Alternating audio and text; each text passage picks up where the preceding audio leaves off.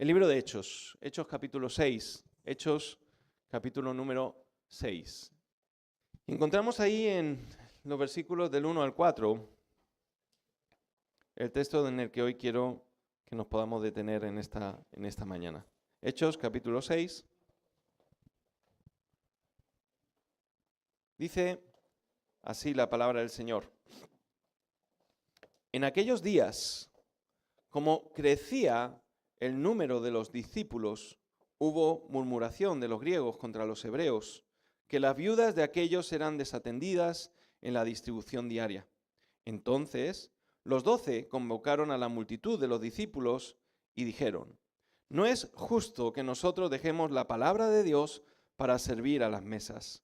Buscad, pues, hermanos de entre vosotros, a 7 hombres de buen testimonio, llenos del Espíritu y de sabiduría, a quienes encarguemos este trabajo. Nosotros persistiremos en la oración y en el ministerio de la palabra. Amén. Puedes tomar tu asiento. No cabe duda que la obra de Dios avanza. Y no cabe duda de que desde el principio Él ha estado al cuidado de ella para que no desaparezca. Cuidó del pueblo de Israel en todas y cada una de esos momentos críticos en donde fue perseguido en el Antiguo Testamento. Desaparecen 10 tribus y aún así el Señor deja un remanente de 2 tribus que continúan el legado que habían recibido, que no era otro, sino ser los depositarios de la bendición para el mundo. Recuerda que del linaje de Abraham, del linaje de David, saldría un Salvador. Y el Señor cuidó de su pueblo e hizo que éste se multiplicara como la arena del mar. De hecho, esa palabra que recibe Abraham, que tu descendencia será como la arena del mar o como las estrellas del cielo, es una realidad hoy, una realidad en Cristo, porque nosotros somos herederos, somos herencia de esa promesa. Y Él es nuestro Padre. Dice la palabra del Señor que Él es el Padre de la fe. Creyó Abraham y le fue contado por justicia. Y todos los que hemos creído en su nombre somos contados como hijos de la promesa que Dios le hizo a Abraham, que en Él serían benditas todas las naciones de la tierra. Así que el Señor ha preservado su obra y además hace que esta obra siga creciendo. Y la componen todos y cada uno de aquellos que han decidido un día rendirse a Cristo y reconocerlo como Señor y Salvador de sus vidas. De forma específica, de forma especial, en el inicio de esa nueva etapa, esa nueva era, en el nuevo pacto, cuando Cristo ya ha resucitado y ascendido al cielo, esto cobra significado y se ve de una forma clara. Dice que Pedro predica a una gran multitud y se convierten. Es interesante porque hasta ese momento Pedro había aparecido en la historia como alguien que renegaba, como alguien que era cabezota, como alguien que no era indomable, ¿verdad? Y en ningún momento se nos dice que por su predicación se hubiera convertido a alguien.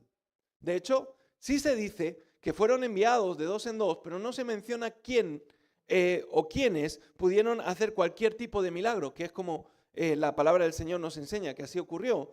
Pero se nos dice que tras la ascensión del Señor Jesús y tras haber recibido el poder del Espíritu Santo, Pedro proclama la palabra y en un solo día miles de personas se convierten al Señor. Y este es un dato interesante. Es un dato que tiene que ver con la obra del Espíritu Santo en la tierra. Tiene que ver con la obra que Dios ha determinado que se cumpla aquí. Y se hace evidente. ¿Cuántas personas creéis que ocupaban el aposento alto? Apenas se cree que podían llegar a 200 personas. Pero cuando Pedro proclama la palabra de Dios, miles de personas están atentas y están escuchando y se convierten por la predicación de la palabra de Cristo. Y esto hace que la iglesia pase de ser un número determinado, un número pequeño de personas en ese momento, a multiplicarse en gran manera. Y esto tiene sus ventajas y tiene sus inconvenientes. Una de sus ventajas es que verdaderamente a través de la multiplicación tú puedes llegar más lejos y puedes llevar la palabra de Dios más lejos y a más personas de lo que lo puedes hacer siendo pocos. Pero lo otro que ocurre es que esto trae un conflicto. Porque siempre que hay crecimiento, se va a producir una crisis. ¿Lo sabías? Siempre que hay crecimiento, hay crisis. Crisis no quiere decir que sea algo que vaya en contra de lo que está por ocurrir. Simplemente es una oportunidad. Crisis viene de oportunidad. Es una oportunidad de poder avanzar, de poder crecer, de poder desarrollarse, de poder avanzar hacia los propósitos y planes de Dios. Por lo tanto, siempre que hay crecimiento, hay crisis. Y la iglesia primitiva no iba a ser menos. Y esto nos alivia un poco. Porque cuando uno piensa en la iglesia primitiva, uno idealiza lo que sería aquella iglesia, porque ponían todas las cosas en común, porque todos partían el pan juntos, porque se reunían para orar, porque parecía que había buen rollo entre ellos. Y claro, estar a la altura de esa iglesia cuesta, ¿o no? De la misma manera que cuando te presentan algo que es perfecto y te comparas, dices, jo, ¿y cómo llegaré yo a esto? ¿Verdad? Así que la iglesia tenía un estandarte, tenía un principio y era Cristo. Se tenía que parecer a Cristo, pero eso no quiere decir que la iglesia no fuera a sufrir los envites de la realidad en la que vivimos, que tiene que ver con el pecado. Así que la iglesia empieza a crecer y al crecer empieza a organizarse. Recuerda que la organización no es mala, siempre y cuando esa organización no limite el crecimiento. Así que la iglesia tenía un orden, al punto de que cada uno se habían encargado de algo y estaban de acuerdo en algunas cosas. Por ejemplo, en vender todo lo que tenían y ponerlo a los pies de los apóstoles para que se pudiera repartir y que a nadie le faltara nada. Y es interesante porque esto era importante, tan importante que en el capítulo 4 vemos cómo Ananías y Zafira vienen a traer de lo que han vendido, de lo que han recaudado por vender sus propiedades a los pies de los apóstoles. Y el apóstol Pedro les dice, ¿qué habéis hecho? Porque esto no es una cuestión de, bueno, yo cumplo con determinadas cosas y entonces formo parte de. No, es una cuestión del corazón y es una cuestión de intenciones. Y aquellas personas, Ananías y Zafira, no habían entendido el por qué se hacía esto. Así que cuando hay una organización, tiene un porqué, tiene un sentido, pero hay que saber o hay que tener una intención correcta a la hora de hacer las cosas. Ananías y Zafira vendieron sus propiedades y eso estaba bien, les honraba. El problema es que cuando vienen a los apóstoles, ellos habían reservado una parte para sí. Lo podían hacer, el apóstol Pedro les dice, no, pues si era vuestro, vosotros podíais hacer lo que quisierais con ello, pero hicisteis una cosa mal, mentisteis al Espíritu Santo. Os engañasteis a vosotros mismos y sobre todo engañasteis al Espíritu Santo. Y dice la palabra del Señor que en ese mismo momento primero Ananías cae redondo en el suelo y muere, se lo llevan, al poco tiempo viene Zafira y le pasa igual. Porque en el orden de Dios hay algo que de alguna manera permea todas las cosas y es la santidad. Sin santidad nadie podrá ver a Dios. Santidad en las cosas que hago. Santidad en la manera en que lo hago. Santidad en el sentido de que lo que hago lo hago para el Señor porque yo he sido apartado para Él. Así que hay crecimiento, el crecimiento trae organización, la organización a muchos no les agrada. O por lo menos no es como a unos les gusta. Y por supuesto que seguramente los discípulos podrían haberlo hecho mucho mejor.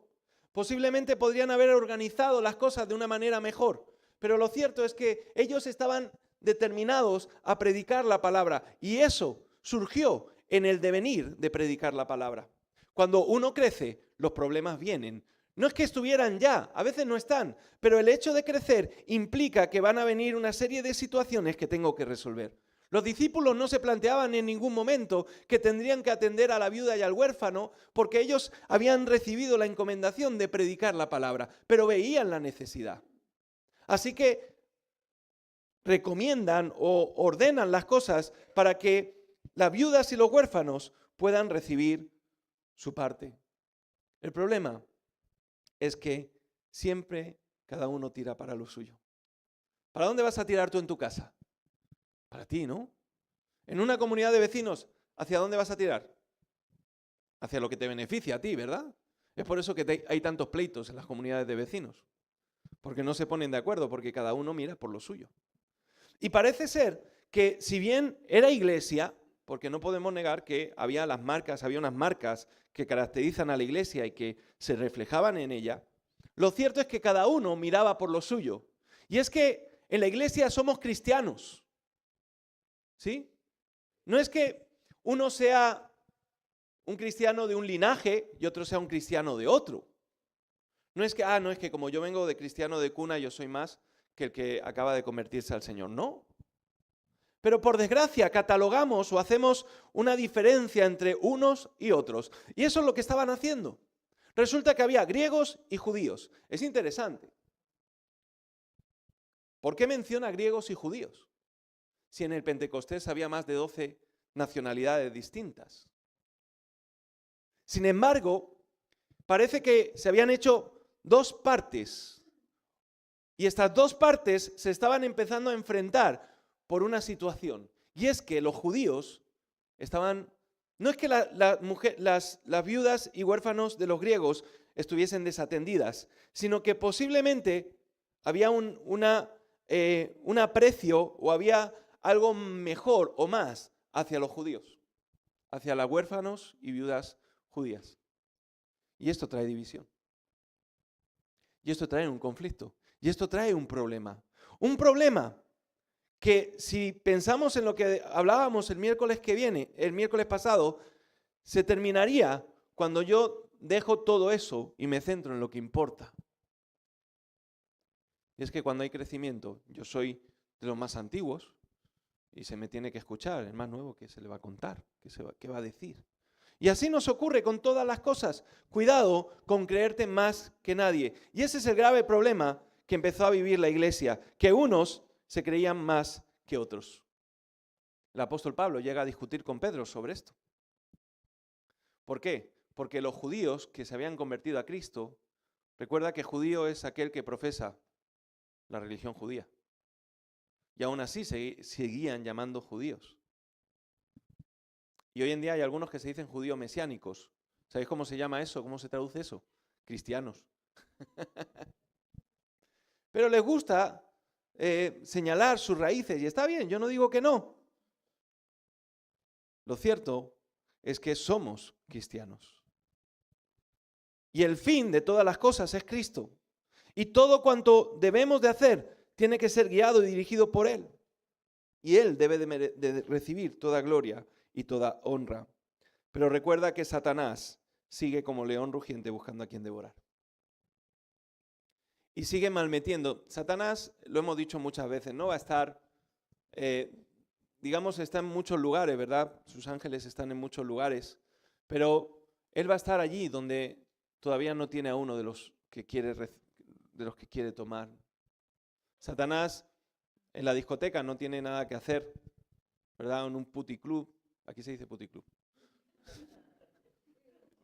en un club de mujeres de vida alegre, no tiene nada que hacer. Pero en la iglesia sí. Y él lo primero que va a hacer es acudir. ¿Sabéis que Satanás es el primero que llega a la iglesia y el último que se va? Y a veces hasta no es el pastor.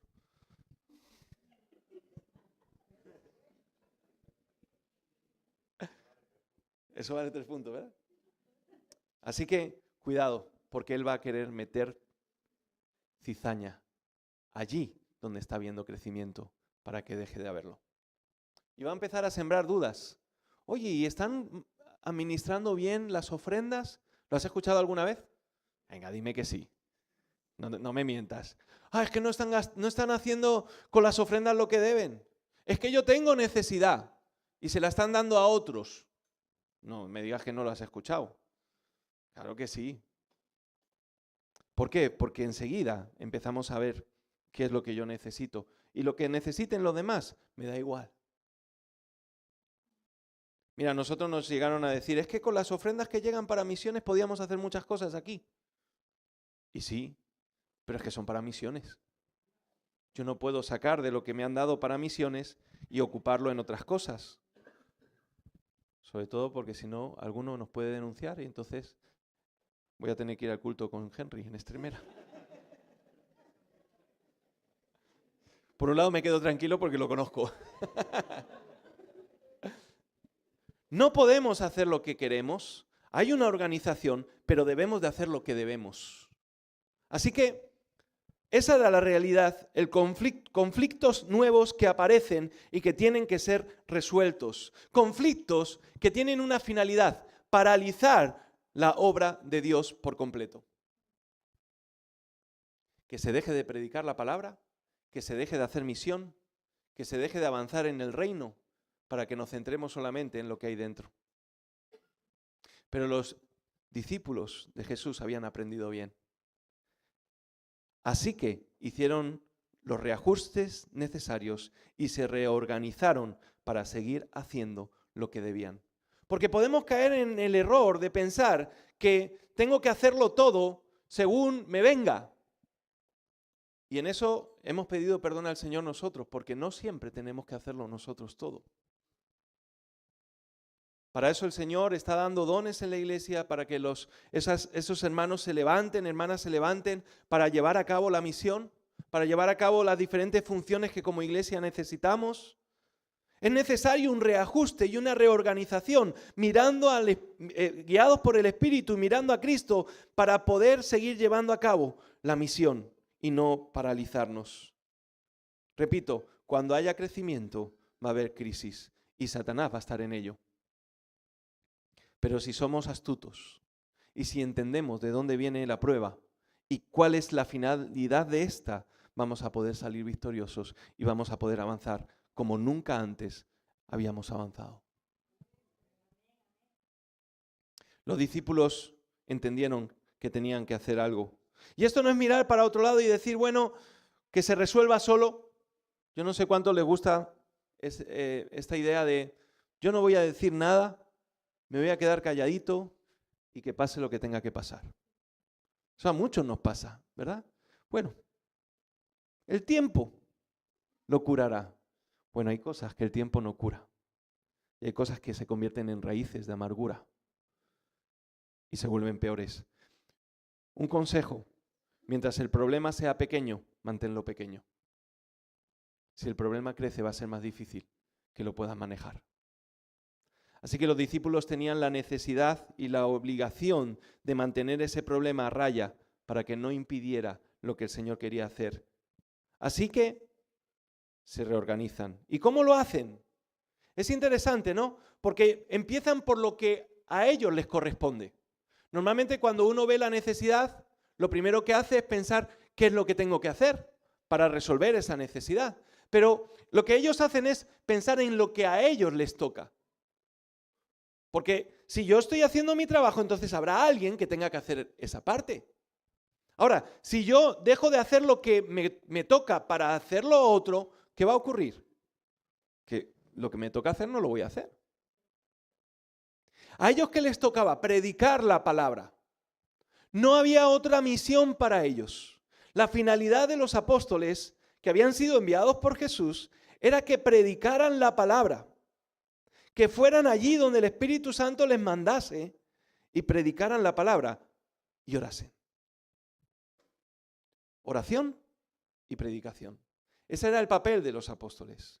¿Quiere decir que los demás discípulos no tenían que predicar la palabra? Sí, pero a ellos se les había encomendado de forma especial que pudieran instruir y enseñar las cosas que habían aprendido del Señor Jesús. ¿Para qué? Para que otros pudieran continuar y hacer lo mismo.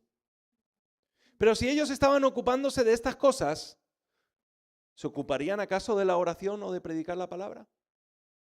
Eso mismo le pasó al pobre Moisés, que tuvo que pedirle consejo a Jetro, su suegro, porque tenía tantas cosas y se le estaba acumulando tanto el trabajo que ya no sabía qué hacer, y su suegro, que era, sin ser del pueblo hebreo, era inteligente, era sabio, le dice: pon a personas que se ocupen de esos asuntos más pequeños.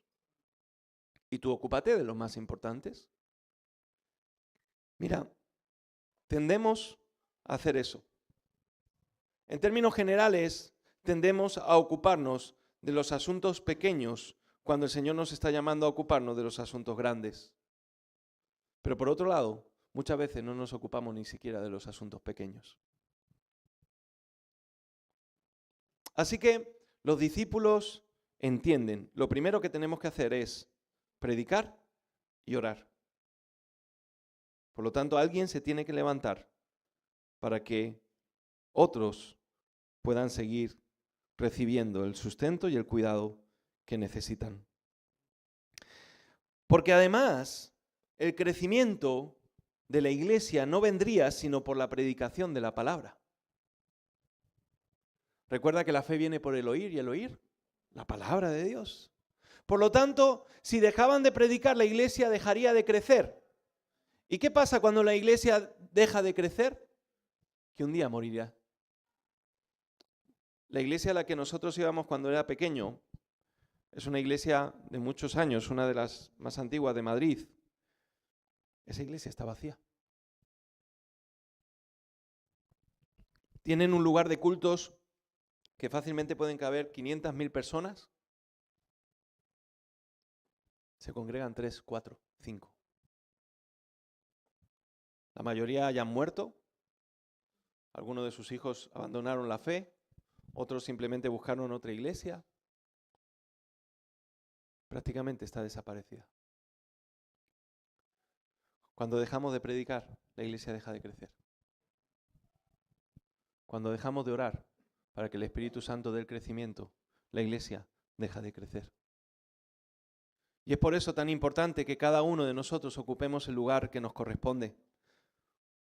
Y es por eso tan importante que entendamos qué lugar deben de ocupar los pastores, los evangelistas, los maestros, los profetas, los apóstoles.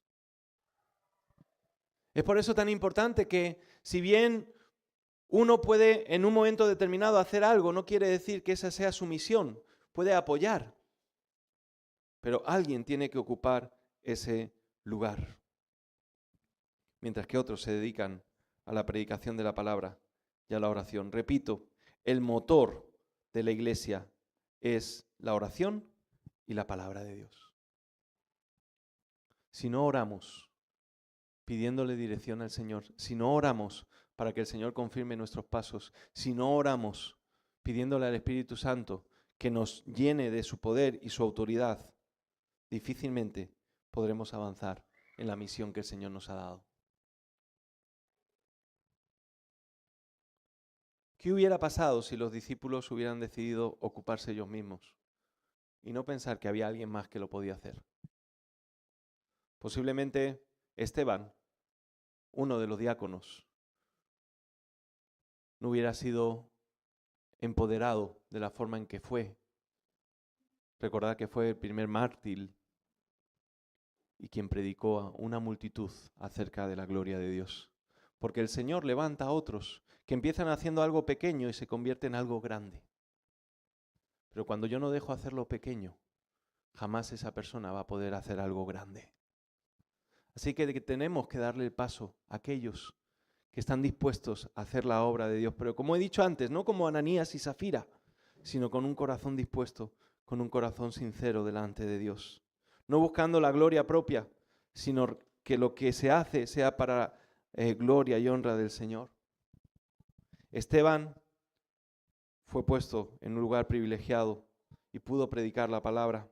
Felipe empezó atendiendo las necesidades y seguramente es aquel que se encuentra con el etíope eunuco. Hay algunos que lo confunden con el evangelista, con el apóstol Felipe, pero es otro Felipe. Y este es levantado con una finalidad también. ¿Cuántos hoy pudieran ser levantados? Como dice aquí la palabra, llenos de fe y del Espíritu Santo, para que puedan llevar a cabo la parte que les toca.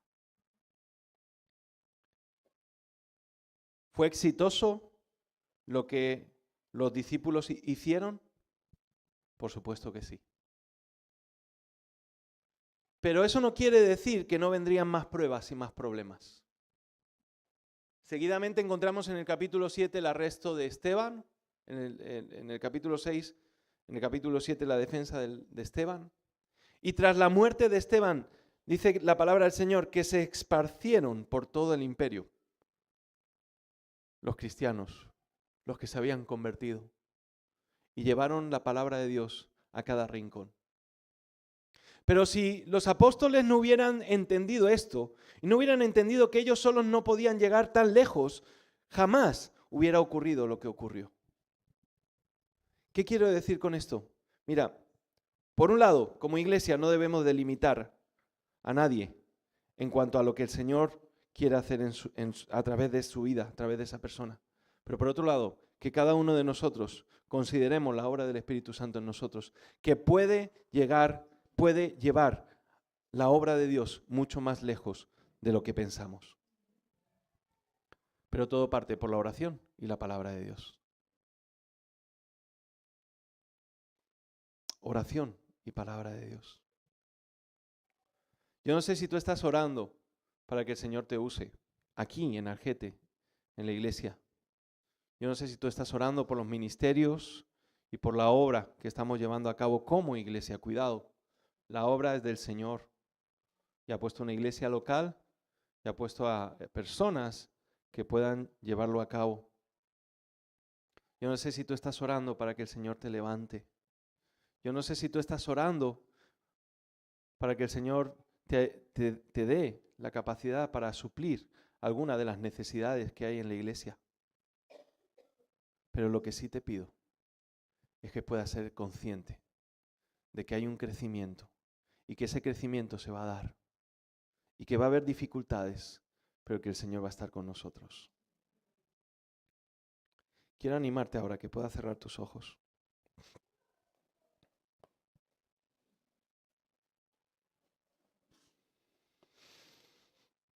Mira,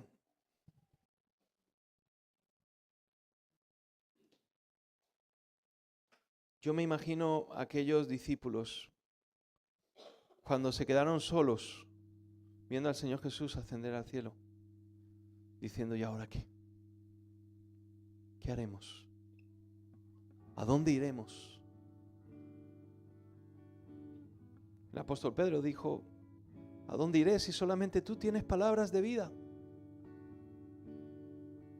Pero es que esas palabras de vida habían penetrado en el corazón de cada uno de ellos. Estaban en ellos. Y ellos la llevarían allí donde el Señor había determinado. Sufriendo las últimas consecuencias. Recuerda que todos, excepto Juan, murieron de muertes dolorosas, defendiendo su fe. ¿Qué hubiera pasado si ellos no hubieran dado paso a otros? En ese mismo momento, todo hubiera terminado. Gamaliel, uno de los maestros de la ley en ese entonces, maestro del apóstol Pablo, le diría al concilio, dejarlos. Porque si esto no es del Señor, se acabará.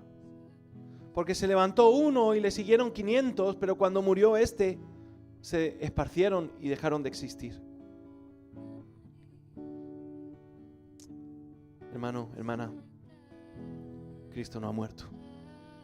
Él vive y reina por los siglos de los siglos.